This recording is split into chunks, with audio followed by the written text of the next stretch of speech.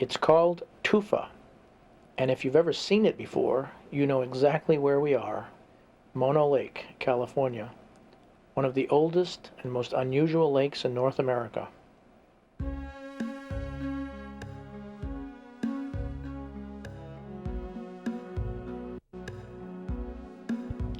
John Muir called Mono a country of wonderful contrasts.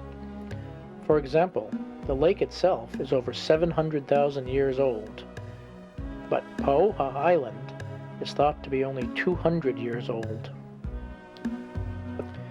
By the way, you have to stay a mile away from the island from April to August 1st because thousands of birds nest there.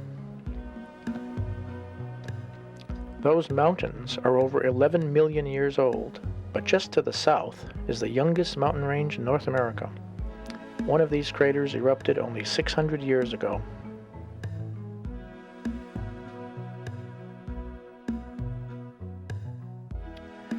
But pretty as they are, we didn't come here to see the mountains. To paddle in the tufa, you have to go down Route 395, that's it down there in the valley, about 5 miles south of Lee Vining, and turn left at the sign to Mono Lake, South Tufa. Go 4.5 miles and turn left at the sign for South Tufa. It's a dirt road, but it's a pretty good road. You could turn left and drive to South Tufa, but we prefer to go straight and paddle from Navy Beach. No, that's not Navy Beach. That's just some interesting tufa alongside the road just before you get to the Navy Beach parking lot. This tufa was created a little differently. Spring water bubbled up through the sand at the bottom of the lake, and then when the lake dried up and the wind blew away the sand, this is what you get.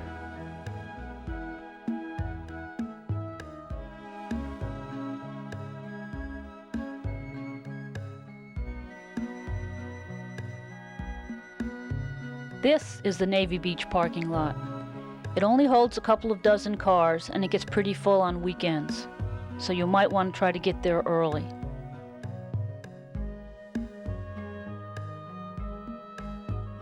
This is looking towards the South Tufa. We'll paddle there after we walk down this path.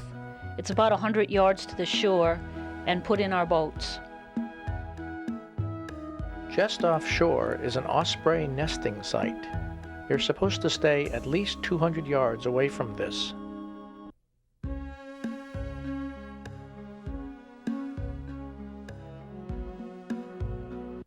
It's good to be paddling on such a pretty lake.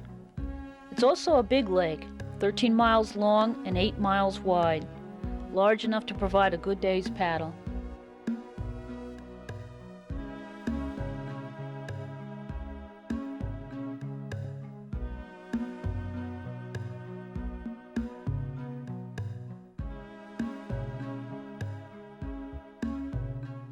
There's a couple of places where you can land your kayak and get to the South Tufa pretty easily.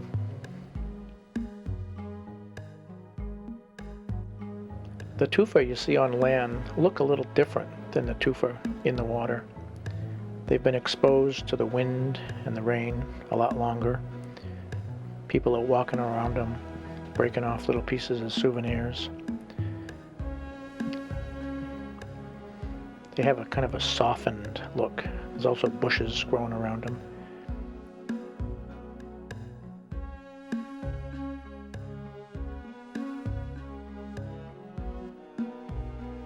I think you'll agree the tufa you see in the water are much prettier. At least they don't have people walking all over them. It's kind of neat paddling around the tufa in a kayak. Everything is really close and you can look down and see all the brine shrimp. The lake is full of them. They say there's 4 trillion of them in the summer.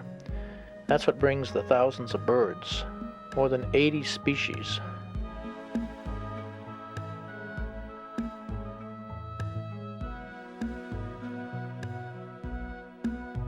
Not only do you see lots of tufa above water, there's lots of tufa underwater.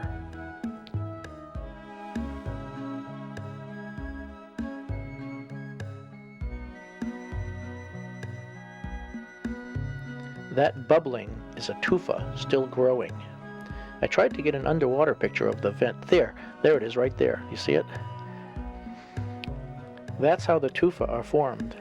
You see, Mono Lake is an alkali lake. In fact, it's 80 times more alkaline than the ocean. And the spring water bubbling up has calcium in it. And when they meet, they form limestone. Over the years, a tower forms around the mouth of the spring. This all happens underwater. The only reason we see them now is because the water level has gone down.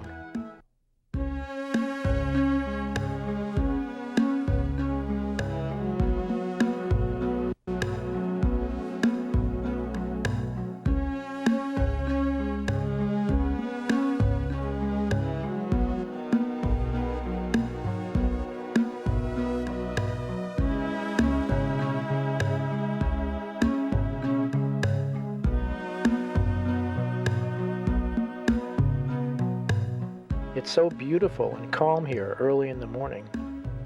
But be careful, the wind really picks up in the afternoon.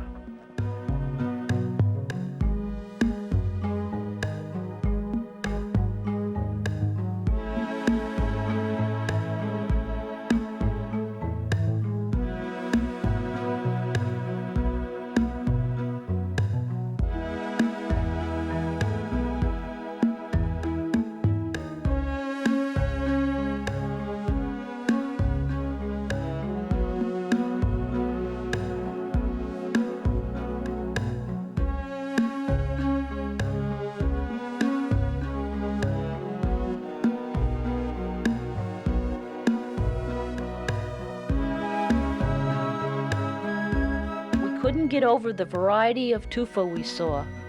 Everywhere we paddled, the colors, the shapes, the sizes were always different and ever changing.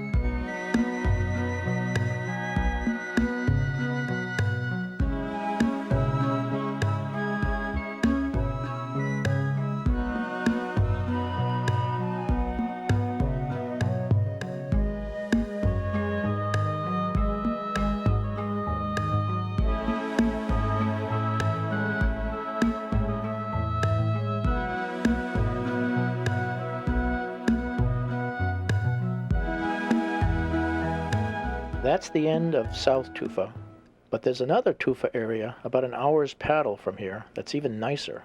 Let's go there. Lots of birds come to Mono.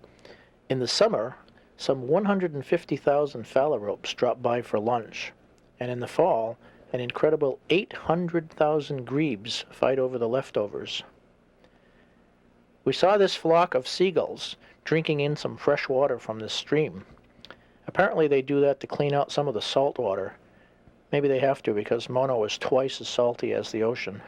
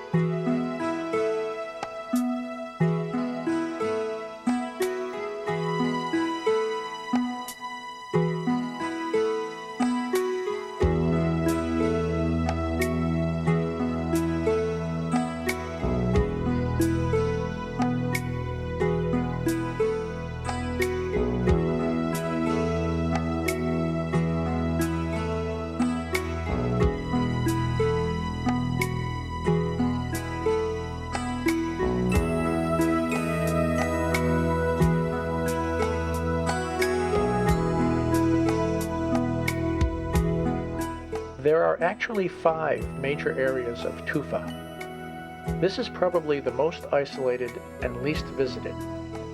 From land, It's several miles down a bumpy dirt road, and then your car gets scratched up going through the brush to the parking lot, which is a few hundred yards from the shore. And there's no path to the beach. You have to walk in and around the bushes. So that keeps most people away. And from water, it's at least an hour's paddle from either Navy Beach or the marina. Just be careful you don't make the same mistake we made. We were having so much fun making this video that it got to be almost noon before we noticed, gee, it's getting kind of windy. So we packed up the camera and headed back to Navy Beach, staying close to shore. Before long, the whole lake was covered with whitecaps, and we were fighting 20 to 25 knot headwinds, taking water over the bow. At one point, we were paddling as hard as we could, and we weren't moving. So we pulled onto the shore and waited for a while, hoping the wind would die down. It didn't. We ended up walking along the shore, lining the boat behind us. We finally got to Navy Beach around 3 o'clock.